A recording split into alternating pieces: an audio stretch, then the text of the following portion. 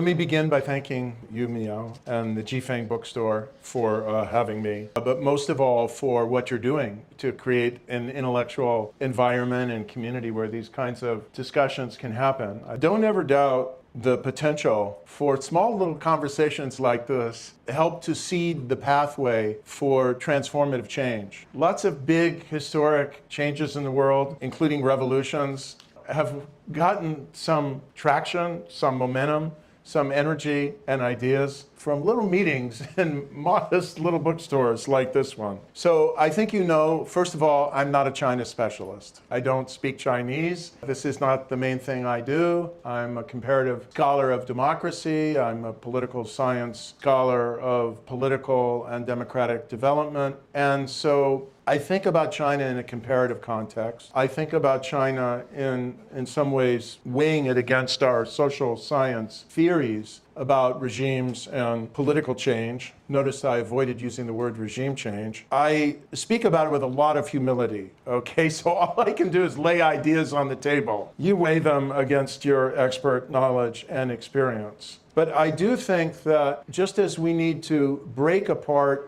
the isolation and kind of special consideration of the United States as somehow unique in the world, that we can't talk about it in a comparative context. And I've tried to talk about it in a comparative context in this book. I think China also is not entirely unique. We can benefit in thinking about the current nature of non-democratic rule in China and the potential future of China by thinking about it in a comparative context and against theories that we have. What I'm going to do today is essentially give you a lecture on transitions to democracy with China in mind. And I'm going to ask the question of what do we know about the conditions that make for transitions to democracy? And to what extent are these relevant at all to China?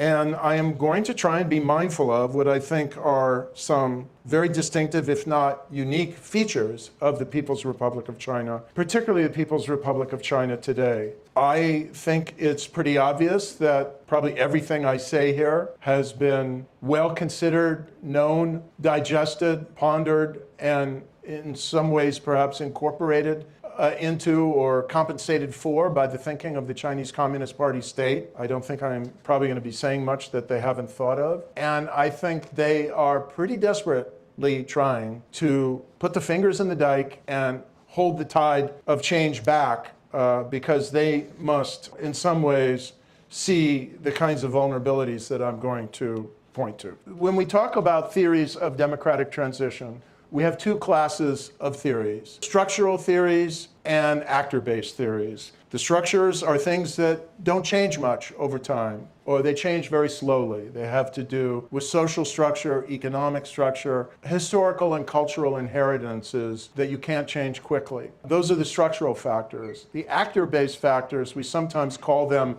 contingent factors, are things that can change quickly. They're the strategies and choices that people make. People, elites, rulers, activists, opponents, intellectuals, organizations, and so on. Now, we might as well begin pretending to be good Marxist-Leninists and think about the structural factors first, and the kind of historical materialism, maybe from a liberal direction. We might as well begin with the relationship between economic development and democracy. And Lipset was not an economic determinist. He was not a historical materialist, although he was kind of a socialist at one time. But he did think that economic development made it much more possible for democracy to emerge, and that there were very specific reasons why. And he also did some empirical analysis to show, which has held up remarkably well over time, that countries that were wealthier and more prosperous were more likely to be democracies. The more difficult and debatable proposition is, are they more likely to make transitions to democracy? And I believe they are more likely to make, at a minimum, successful transitions to democracy,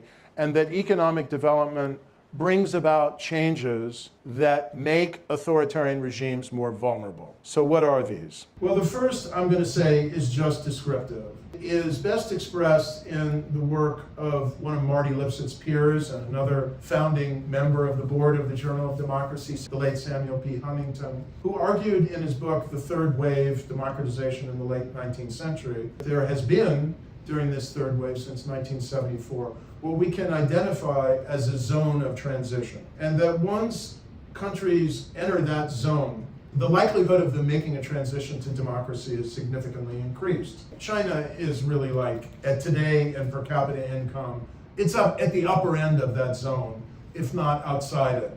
So just in terms of the per capita income and purchasing power parity dollars, middle income countries are the ones in particular that have been making transitions to democracy during the third wave. And the question is why? And so now we get down to the level of what changes with economic development that makes a transition to democracy more likely, more feasible, or that should make authoritarian rulers potentially nervous to be sitting on the possibility of a volcano of potential political transformation. So the first one, if you don't mind my continuing with Karl Marx just a little bit longer, is embedded in the word bourgeoisie. You know, the idea here is that the business class of entrepreneurs who are starting businesses, employing people, creating wealth, all, this is very crucial, independent of the state, somehow create a change in the social and economic structure that's very favorable to democracy. This alone, we need to interrogate. Why is this so? One reason why that theorists have articulated and scholars of democratic change have also identified is because it reduces the power of the state. When there's a lot of wealth and energy and capital, to use another word of Karl Marx's, that the authoritarian state doesn't control. And so if you have a substantial bourgeoisie forming a lot of wealth, independent of the in this case, let's say the party state, that's potentially an independent basis of power, thought, energy, organization, visioning that the authorities, the party, the state can't completely control. Now, what we have found through closer interrogation of a lot of democratic transitions in Korea, in Latin America, and elsewhere, is we should be a little bit questioning, a little bit skeptical, a little bit nervous about this, because we can ask, okay, the bourgeoisie, what kind of bourgeoisie? The petty bourgeoisie, the big bourgeoisie? Are we talking about medium entrepreneurs? Are we talking about Jack Ma? Who are we talking about? The experience of a lot of middle-income countries that have made transitions to democracy gives us some pause in wanting to think about the big bourgeoisie, because even if it's not a communist state, even if it's Brazil, even if it's Korea, they can be intertwined with the authoritarian state. They may not want to take a lot of risks. They may see things through the lens of the regime and accommodate themselves to it. But when you get a lot of small and medium entrepreneurs, they get to thinking in a different way. One of the things that makes me most hopeful about the future of democracy in China is the sense I am getting about the thinking, the aspirations, and the mentality of a lot of smaller to medium entrepreneurs, and maybe even some of the slightly bigger ones. It's not just a matter of who's got power in terms of money. It's also about the vision, about the thought, and about how it filters through society and other changes I'm going to talk about. So in any case, it's clear, we know, that like good Marxists, the Chinese Communist Party state has also thought about this, and it's a reason why they're kind of freaked out about the danger that a truly independent business class could represent to the Communist Party state. And I think it's a reason why they wanted to yoke this entrepreneurial class to the party in the initiative they took, what was it, a decade or so ago, maybe a little longer, to bring them in to be good red members of the party. I would not advise them to suffer the illusion that these people are deeply committed to that project. Even the big bourgeoisie, they may not want to take risks, but experience shows from a lot of other transitions that because they have no ideological commitment, they'll be the first to defect if things start turning in a different direction. So secondly, now we start getting down to the level of society, is the changes in mass level thinking, capacity, and organization. Part of what economic development does, I think it was one of the profound insights of Lipset in his work on modernization, is diffuse capacities, mental capacities and aspirations, organizational aspirations. And if you have a ruler, a party state, an authoritarian ruler, a military regime, whatever political monopoly is sitting on top of society, and they're losing their monopoly of thought, of organization, of connection, of a different kind of capital that Marx thought less about, social capital. That is potentially a very deep threat. And what you find with economic development is what Tocqueville saw in the United States, even at a much earlier stage in American economic development. People start getting the capacity to organize, to self-organize voluntarily. And voluntary organizations are very dangerous things for authoritarian rule.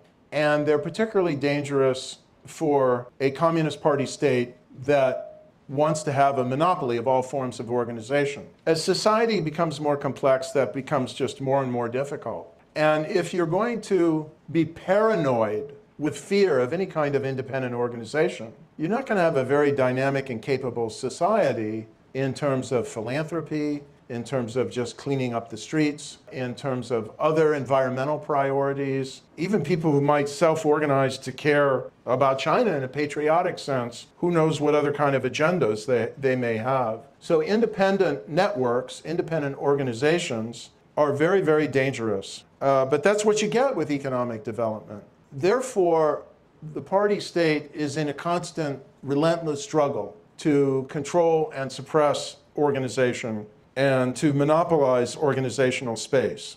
To the extent they fail at all, even in the realm of informal networks of meeting and discussion. There comes with economic development, it is facilitated by urbanization, the creation of this magic word, social capital.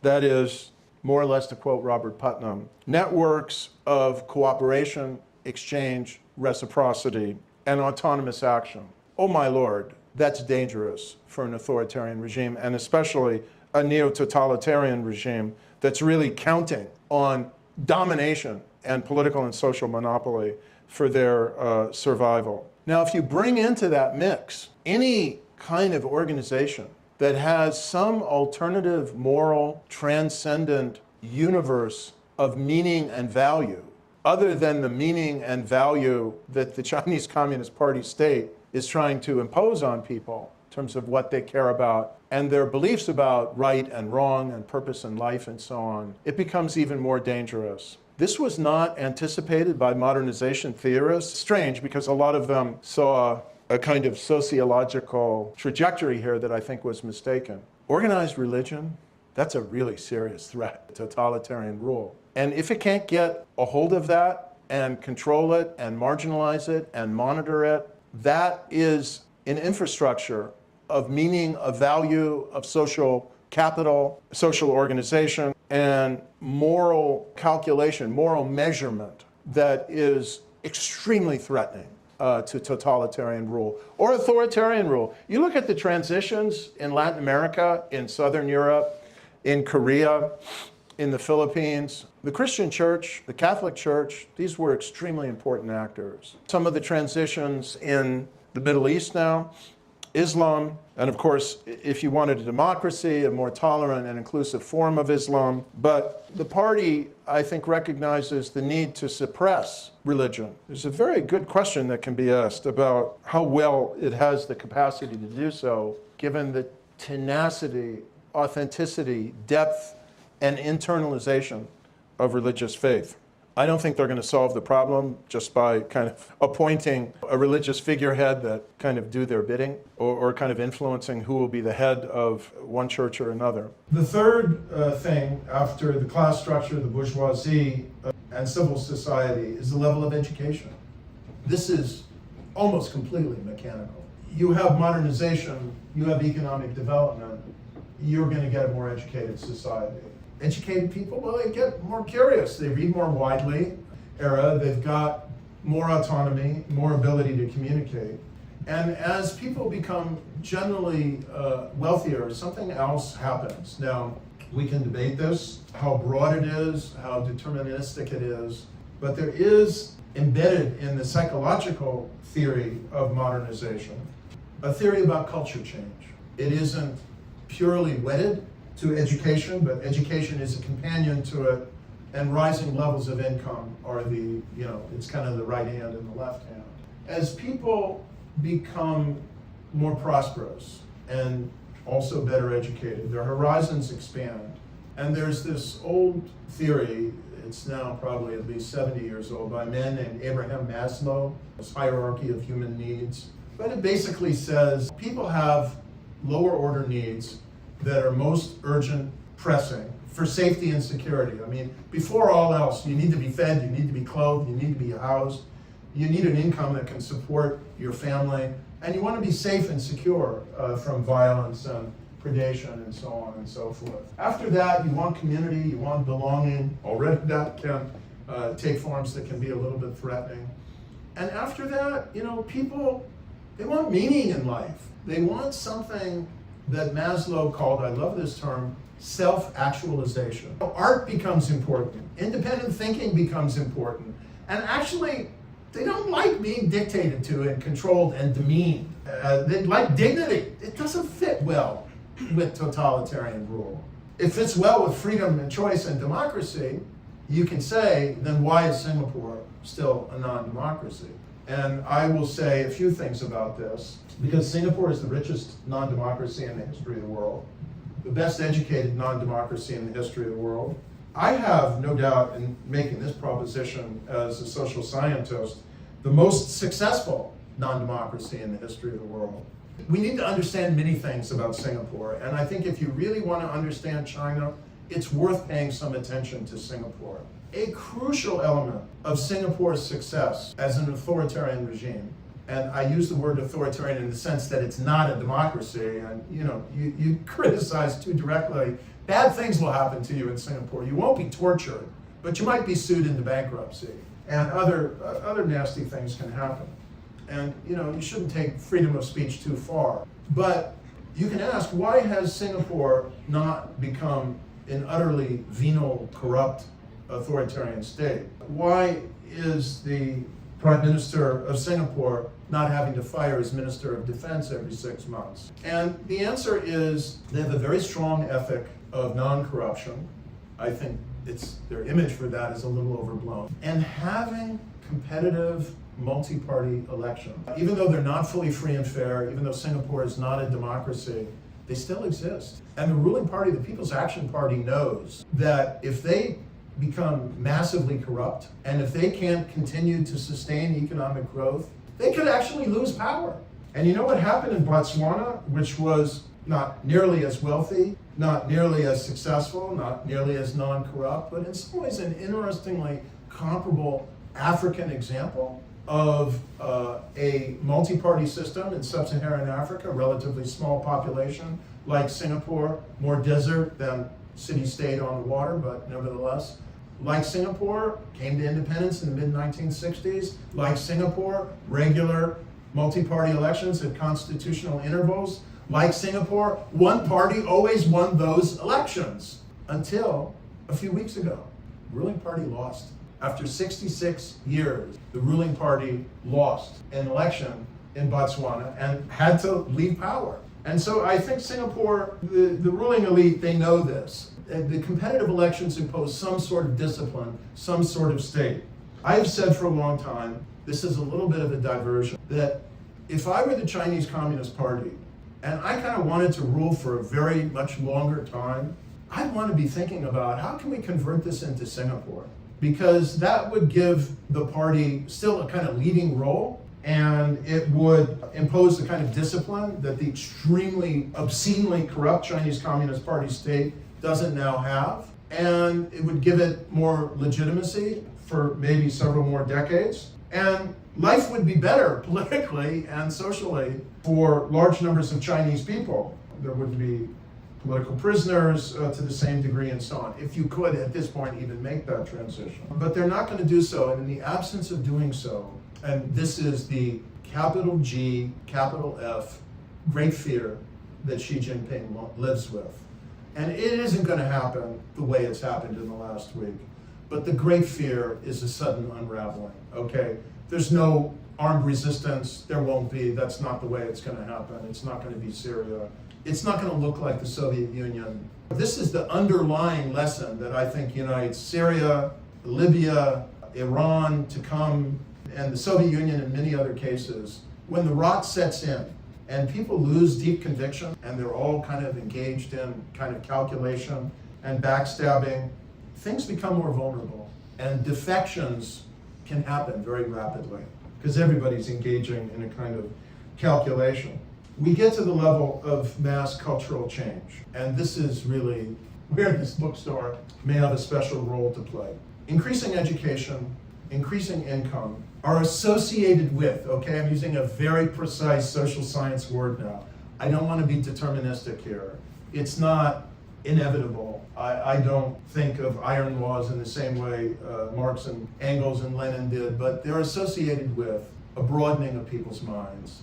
And the minds open up, people become more questioning. As people become socialized into more educated, diverse, aware, internationally connected circumstances, values change. Travel is very broadening of people's values. I would love to see more Chinese people visiting Taiwan, as many as possible. I'd love to see more Chinese students travel to studying in the United States. We've really got to fight for this now in the new era that we're entering, because there may be an impulse to try and restrain that. It is not in the national interest of the United States to restrain the number of Chinese students who come here in general to study. And it's obviously not in the interest of Chinese. You know, when they go back, they bring a broader outlook. Even if they haven't just swallowed Western liberal values, they're more nuanced, they're more questioning, they have broader outlooks. And when people come on study visits or exchanges, or they travel, they watch more complicated and diverse news shows, maybe than they're seeing in their home area, it also opens up their minds. I've looked at some of the Asian Barometer data, and I found something very interesting about the data from the People's Republic of China.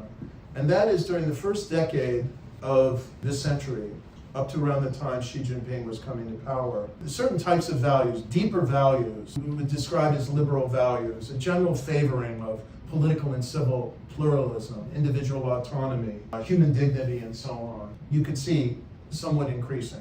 You got to be very careful because, you know, doing survey research in a neo-totalitarian state, it's got a few methodological problems. But the more abstract the questions were, you could imagine the less inhibited people felt about giving a sincere answer. And the more it showed change over time, and the more it showed the young people were kind of leaning into this change more. And then it seemed to reverse during the Xi Jinping era. The obvious is Xi Jinping came in, a lot of the people around him, and you know, they saw what many of us were seeing. They feared losing control of a generation, of a society, and so boom, there's a need for new ideological control, a new propaganda campaign, and you know, getting back into the mood of studying Marxist-Leninist doctrine, and in particular, the wonderfully illuminating and inspiring body of Xi Jinping thought. This may have bought them some time, I don't know, but we have other research that's using more sophisticated social science survey research methods that also shed some doubt on this. In any case, I will simply say that when you look at the value change that modernization theory predicts will follow economic development, a desire for greater freedom and personal autonomy, self-actualization, we're back to Maslow's hierarchy. Desire for more political choice, rule of law, accountability, you know, a kind of more general awareness, more ability to determine their own future and so on. I think some of that is happening.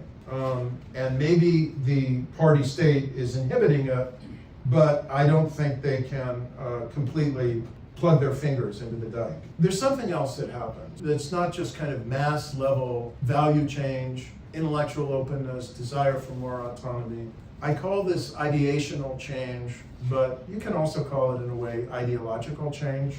That isn't going to happen on its own. If you want ideational change, you need ideational innovators and entrepreneurs. People are going to stand up and say, Liu Xiaobos of the world, the Fang Lijis of the world, this is what we need. And of course, the party state fears nothing more than these people. That's why they killed Liu Xiaobo, in effect. But I think it's very important to flood the zone with this kind of thought. I really do believe this kind of bookstore, this kind of effort, this kind of initiative is very important to the future of China. And then, of course, the question becomes, how do you, once you generate these ideas, very specific ideas about what a future democratic China could look like, how it could be structured constitutionally, how it could borrow from the brief Republican moment that existed, how it might draw inspiration from Taiwan and its experience. Then the question is, how do you diffuse these ideas? And that, of course, opens up the enormous challenge of not just independent ideas and independent bookstores, but independent media, independent social networks, and how we pump the story out. China has the best system of information surveillance and suppression that we've seen certainly in the modern era, maybe ever. It's got this great censorship system, but is it adequate to the task? I don't think we should assume that it is. I think there are new technological tools and opportunities to pierce the great firewall and seed it with a lot of these alternative ideas. All right, I'm done with modernization theory. Now let me talk about a second set of structural factors. Our theories tell us that if there is relative unity, some kind of coherent sense of national identity, a country is more likely to make a smooth transition to democracy. I can imagine what Xi Jinping is thinking. We can't risk that. We'll lose Xinjiang, we'll lose Tibet, we'll lose Hong Kong. The warlord era, China will fall apart. I'm sorry, in comparative terms, if you have a country that's kind of 90% plus one language, one people, in broad terms, Han Chinese, that's pretty good comparatively for the variable I'm talking about. And we got a lot of other experiences in the world of countries that have peripheral identities, that have managed them in democratic transitions pretty well or well enough with a little thing called federalism. And I refer you here to another author who wrote often for the Journal of Democracy, Alfred Stepan, his work on federalism, and particularly a concept he called holding together federalism. So as a political system is changing, how do you hold it together? Particularly if it's changing from authoritarianism to democracy. And the answer is obvious. Some people who look at what I write say, and the suspect characters that I hang around with probably don't believe it when I say this, but I am not the kind of person who wants to, quote, break up China. I never encouraged my friends in the Hong Kong movement to push for Hong Kong independence. In fact, I urge them not to. I think that China could be a great country and a greater country as a federal country. There are things called asymmetric federalism. You want to really keep Tibet in China? You want to really keep Xinjiang in China? You want to really keep Hong Kong in China? Are you really interested in bringing Taiwan into some kind of Chinese home? Well, create some kind of federal system. And it's very interesting about Taiwan. I don't know how many of you have heard of Lee Teng-hui's National Unification Guidelines. There were two big ones. Lee Teng-hui said, of course he changed his mind later, but Lee Teng-hui said, in order for us in Taiwan to begin to discuss political unification in some way, there were two absolute preconditions. Number one, the disparity in economic development between the mainland and Taiwan had to be closed, at least had to be narrowed. I think that's enough progress has been made on that front for that to be conceivable. The second was China had to be a constitutional democracy, because how could any promise of Taiwan autonomy be credible unless there was a democratic system with a democratic constitution and an independent court that could enforce agreements? And if you thought that was fanciful and unnecessary, I refer you to the experience of Hong Kong in recent years and the betrayal of 50-year commitment to honor Hong Kong's autonomy. And you'll understand why anybody would want to take that seriously. So China is enough coherent, well enough manageable in the federal system for this structural condition not to be an obstacle, and in fact to in some ways be an advantage, because federal democracies have tended to be very resilient, very successful, very flexible, with a lot of possibilities for negotiating these things. The third big structural condition is prior experience with democracy. Not so, promising. But, there is Chinese experience to draw on, ideas, attempts, experiments, the early 20th century, and there is Taiwan. Every country that is a democracy, at some point wasn't a democracy. So you've got to start at some point. And then we have the variable of the regional environment and cultural diffusion.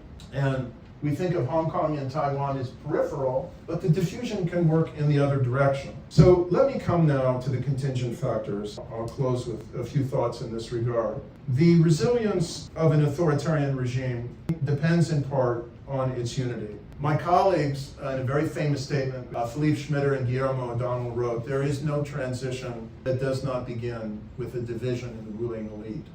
When you see these divisions, it's an opportunity. It creates fluidity, and it may create soft liners who then look for moderates on the other side to pursue change. And this is, of course, it invokes the Gorbachev phenomenon.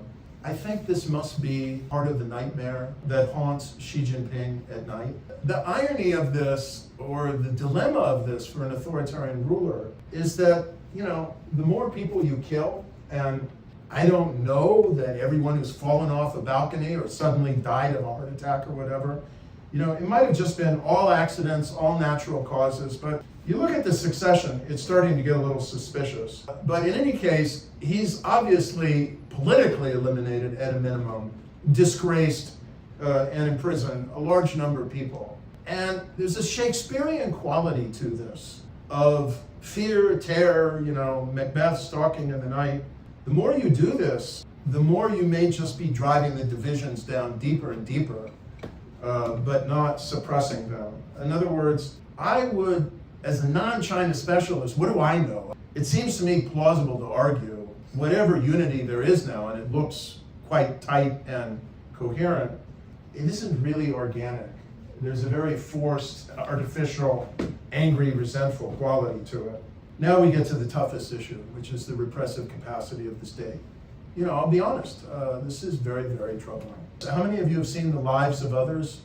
This is a dramatic movie about the East German Stasi, the secret police monitoring society. And I think it has a relevance to China today because, the secret police guy was monitoring these dissidents. And, some of the influence started running in the other direction. That some recent social science research on Chinese technological repression is telling us, which is that it's very expensive. Oh my God. Not just to collect all of this, but to analyze it and assimilate it and make sense of it. And they're collecting huge amounts of data. I am very worried about it. It's why I favor banning TikTok in the United States unless they sell it. We should be deeply worried about this, but we shouldn't become hopeless about this. They face formidable challenges, and it goes beyond technology to the number of policemen, informants, et cetera, et cetera. It's very expensive. This relates to another element of the regime, what is its performance? And if your ideology isn't really working, like, okay, people have to study Xi Jinping thought, are they really excited about it? Is it really moving them? Do they really believe in it? Is it renewing the mandate of heaven? If it's not, all they've got is force and economic performance. And force alone, I don't think will do it, and the economy is in big trouble. This is why I think we may be entering an era. I'm not predicting this, but I think we need hope.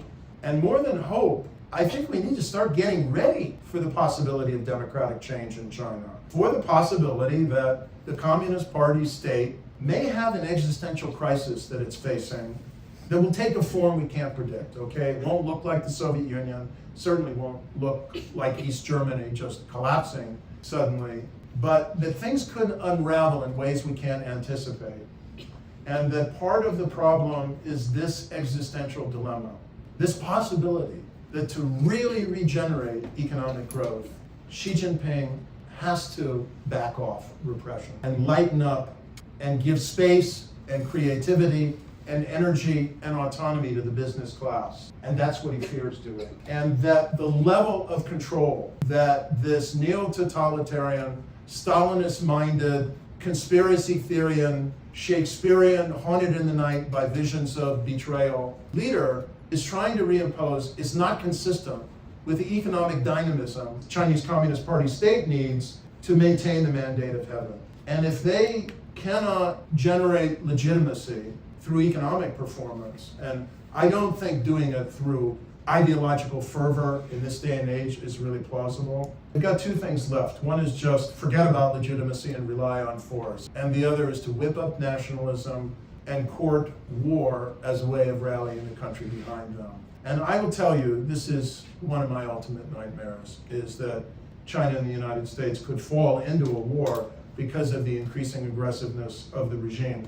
There is some research a colleague of mine has done that shows that the PRC has become more bellicose and more warlike when the economy has been in worse shape. Finally, I will just say that what the opposition does in terms of the contingent factors really matters a lot. The degree to which it's united or organized, which there is no organized opposition now, the degree to which it's offering ideas and a vision, and that's something that can be affected from the outside. Strategy networks, infrastructure, and networks that cut across the exile within country divide. Networks between the diaspora and people in the country. I will just conclude by saying, I talked to some people, and the degree to which people speak now in a widening arc of circles, in tones and language, not just of unhappiness and dissent, but open contempt for the ruler, says to me that something very interesting is going on. Maybe it's not correct to say that the emperor wears no clothes, but that his wardrobe is being taken apart. And so I would encourage you not to dismiss the possibility, this is the most conservative way I can put it, that we are actually in the late stages of Chinese Communist Party rule.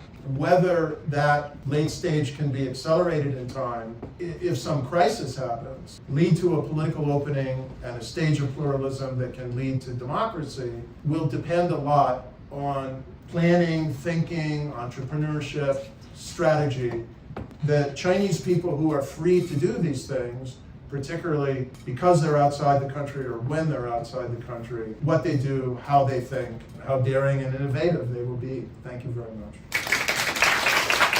Can you talk a little bit about your book, about why we should read it again? Because it was published in 2019 when Trump was the president, now he's reelected, and we think as a necessity for us to read it again. I will say it's a book about challenges to democracy, the authoritarian threats that we are facing. If I can say so, I say this sincerely, I think remains quite relevant. More relevant now than when I wrote it, because when I wrote it, Russia hadn't invaded Ukraine. So Russian rage hadn't become Russian naked aggression on a scale that we haven't seen in Europe since World War II. And Russia has only become more aggressive, invasive, crude, and threatening in the intervening years, both through its subversive interventions in social media and so on, and various forms of power projection that go under the term sharp power that NED has done a lot to develop understanding and documentation of, but also increasingly through military aggression. Then Chinese ambition, which is to say not the ambition of exciting and innovative Chinese entrepreneurs, sadly, or the ambition of many Chinese people to live in a free society, but the Communist Party ambition to be ever more powerful, ever more controlling, and to be the dominant, controlling, exploitative power in East Asia and the Indo-Pacific region by claiming unilateral control over the South China Sea, terrorizing and aggressing against Filipino fishermen, against the whole society of Taiwan, with a rising pace of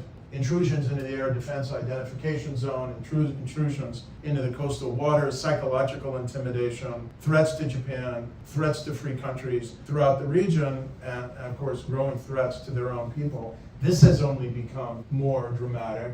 The debt trap that it's landed African and Latin American countries in, all of this has just kept progressing. And in terms of the creep of authoritarian populism, we have more countries that are in danger of that or falling into that. The autocrat's 12-step program, which you'll find in there, I think remains an accurate description of how a lot of elected leaders arrive in power by demonizing the opposition and then try to remain in power by gradually dismantling democracy. It's been the spread of this in Latin America and elsewhere. What I've done since is figure out how to beat these populist autocrats, what the formula is. That isn't in the book because it took a while for me to figure that out. My question is, That's the fear of instability, similar to what occurred in the Soviet Union or in the Arab Spring, make a democratic transition less appealing to the Chinese citizens? I would think so, and the nearer it is in time to the current moment, the more that could be the case. Easier it will be for the Chinese Communist Party state to manipulate that fear, to promote that fear, and to paralyze any effort at independent thought or organization with that fear. And so it's important to counter the propaganda with other examples of middle-class societies that have had other experiences, and to note the ways that China and the Soviet Union are very different. And they really are. The Soviet Union had none of the economic base, the entrepreneurial energy, and potential power, a private business class outside the state. We know this fear is plausible, that it could be easily promoted and manipulated. So part of the challenge of Chinese Democrats is to rebut the fear and say why it's misplaced or why it can be managed and why the parallels to the Soviet Union are not accurate. I would like to hear about how much the external environment matters for this kind of transition, especially given the rising geopolitical tension here between China and the US. Thank you. In important respect, China is almost in a category by itself.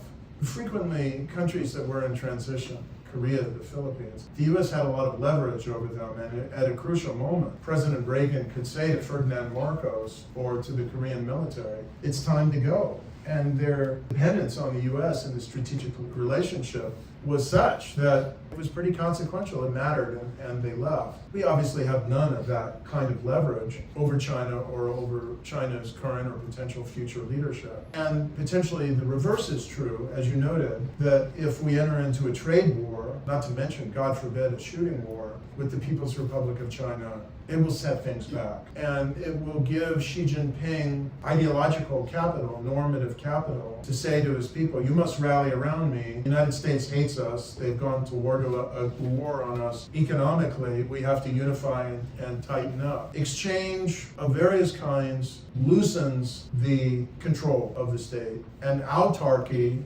disconnection, decoupling, a certain logic tells us, will strengthen it. However, we need to think about another dimension of this. So the only other parallel we have is the Cold War, the competition between the US and the Soviet Union, because that's the only other case of the US relating to a superpower. We didn't know it at the time, but that might be confronting the prospect of some kind of systemic political change. And part of what I think generated a facilitating condition for political change in the Soviet Union was Reagan re-energizing America's economic competitiveness and military strength so that the Soviet Union realized they couldn't win the Cold War and that they couldn't keep up with America's pace of military modernization. And so there's part of that that I think is just unalterable, that remains compelling, and that is America's competitiveness, economically, technologically, will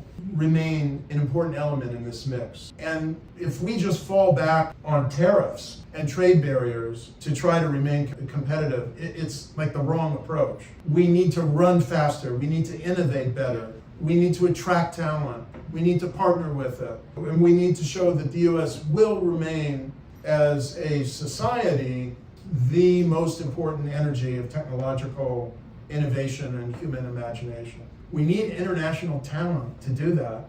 And actually, I know, we need Chinese talent to do that. And so we have to manage this tension we're entering now, where we don't want the People's Republic of China to steal our intellectual property and fold it through the program of civil-military fusion into the modernization of the PLA so they can win a war with the United States, but we have to maintain our technological edge, our technological leadership. And that's an extremely difficult tension.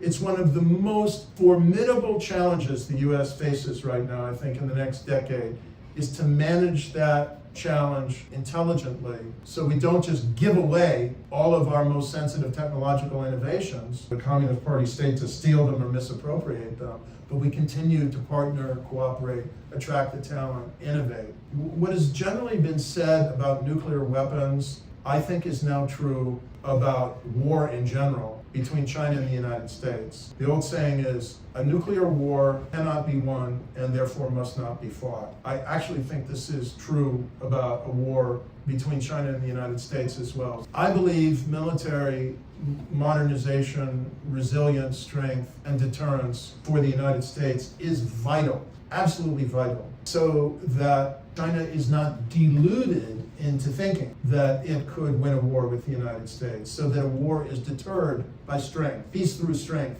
was Reagan's watchword.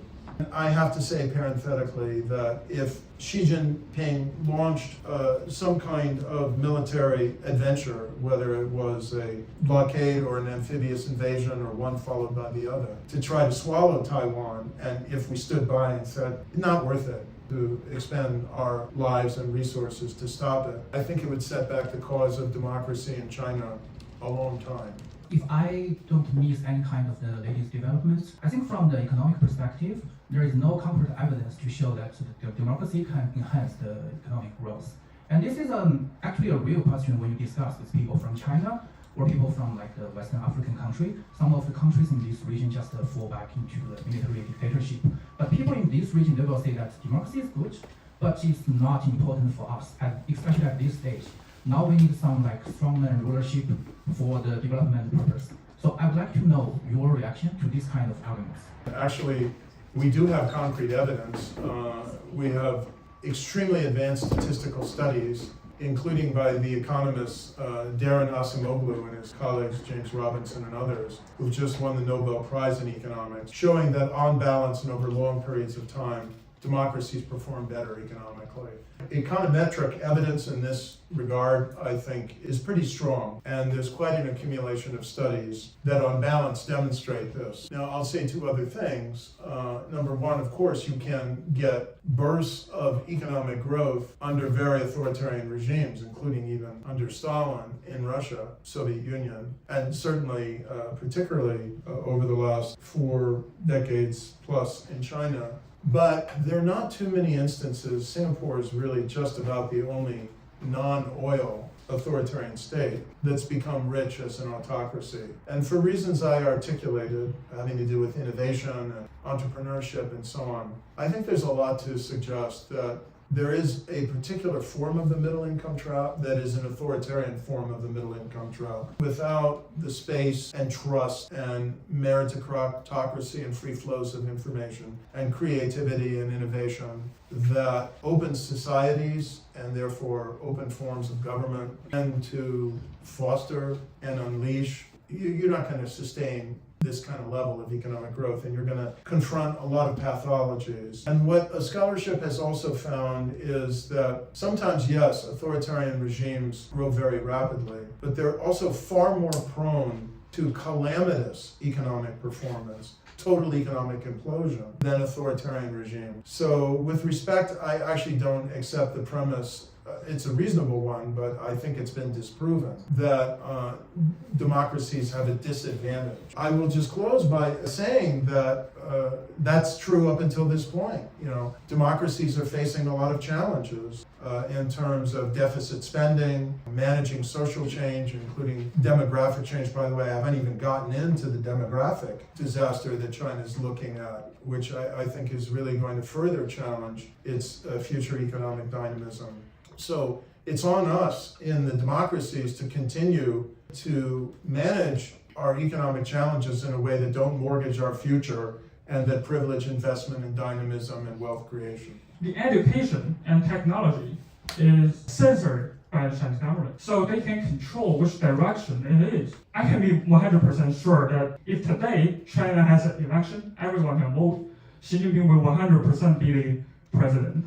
I want to hear what's your thought on the role played by the education, and especially the technology. I certainly recognize that the party state has made some progress, maybe significant progress, in turning back the tide and engaging in some degree of ideological indoctrination, stirring of nationalism, things like this. It's such a big country, you know, we really need to be alert to that. I think we have a tendency to generalize on the basis of experiences we have, exchanges we have. And it's like the classic metaphor of the blind person, touching the elephant, and one person touches the trunk and thinks it's one thing with the snout coming up, and the tail is another thing, and the big stumpy leg is another thing. And the point is, China is not, even though it's monolithically ruled, it's not one thing, and I don't think that it's all one sentiment. I have no doubt that you are describing something real. I've heard it from others. I've also heard and seen the expressions of doubt, of cynicism, of rolling of the eyes that has led me to realize that there are, quite a number of people in China, I think, with some resources and awareness, for whom this rhetoric about Taiwan, reunifying the motherland and so on, it's not in their calculus of importance. It's not what really matters to them. And then there are others who've become patriotically worked up about it. And so I don't minimize what you're saying, and this is why I think we need to make sure that Xi Jinping doesn't suffer the illusion he can take Taiwan and be successful. This is why deterrence is so important. I will tell you, I'll close with this, one of the most common and decisive and rapid ways that authoritarian regimes have collapsed is by defeat in war. And if this is not being shared with Xi Jinping on the basis of a lot of comparative evidence, I think his advisors are doing a disservice to him. Thank you so much, Larry Diamond. Thank you.